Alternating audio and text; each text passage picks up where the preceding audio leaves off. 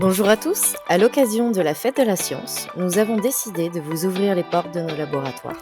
Comme vous le savez, l'INSERM est présent sur l'ensemble du territoire national et même au-delà. Aujourd'hui, nous découvrons les laboratoires de la belle ville de Montpellier. Allez, c'est parti!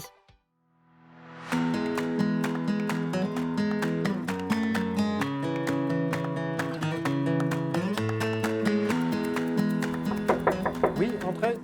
Ah ben c'est vous. Alors bonjour et bienvenue, je suis Albano Méli, chercheur INSERM. Vous êtes ici sur le site du CHU de Montpellier où se trouve notre unité de recherche Fimedex. Ça vous dirait de visiter le labo? Eh bien suivez-moi, c'est parti. Le laboratoire Fimedex est une unité mixte de recherche créée en 2011 et qui est dirigée par Alain Lacampagne. C'est un laboratoire qui est sous la tutelle de l'INSERM, du CNRS et de l'Université de Montpellier et qui accueille plus de 150 personnes réparties en 5 équipes de recherche. C'est un laboratoire qui est spécialisé dans la physiologie et les pathologies des 3 muscles que sont le muscle lisse, le muscle squelettique et le muscle cardiaque. La particularité de Fimedex, c'est d'être en étroite collaboration avec le CHU de Montpellier, notamment les services de physiologie clinique et de cardiologie. Au niveau cardiologique, justement, et pour faire simple, nous récupérons des prises de sang de patients atteints de maladies cardiaques qui peuvent mener à la mort subite ou des patients atteints de cardiomyopathie associée à la myopathie du chêne. Et à partir de ce sang de patients, nous allons fabriquer des morceaux de cœur pour étudier les maladies en question et sans jamais avoir touché au cœur du patient. Allons voir de plus près en quoi cela consiste en microscopie confocale. C'est par là. Suivez-moi. Alors, comme je vous l'ai dit, le CHU nous fait parvenir des prises de sang de patients. À partir de ce sang de patients, nous allons extraire des cellules dont on va changer le destin. Nous allons leur donner l'information de redevenir des cellules naïves du développement. À partir de ce stade primaire, nous allons ensuite les programmer pour qu'elles deviennent des cellules musculaires du cœur, ce qu'on appelle des cardiomyocytes. Ces cardiomyocytes appartiennent aux patients et contiennent tous les avantages et tous les défauts génétiques d'origine. Nous sommes ainsi capables, en 30 jours, de créer des morceaux de cœur du patient et à les utiliser pour étudier les pathologies. Eh bien, ce procédé participe entre autres à limiter l'utilisation des modèles animaux en laboratoire.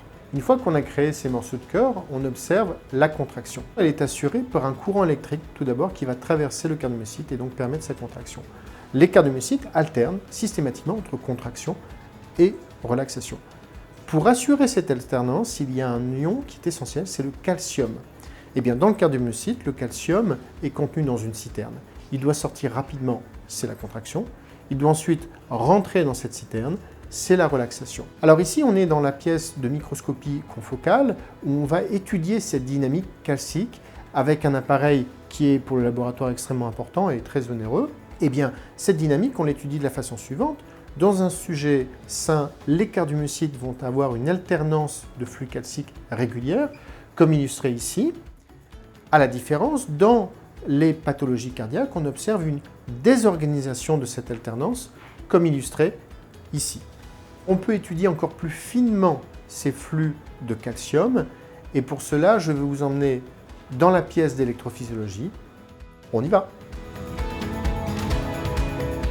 Nous y sommes. Nous sommes ici dans la pièce d'électrophysiologie. Tout à l'heure, nous avons regardé la dynamique du calcium à l'échelle cellulaire. Ici, nous pouvons faire de même à l'échelle moléculaire.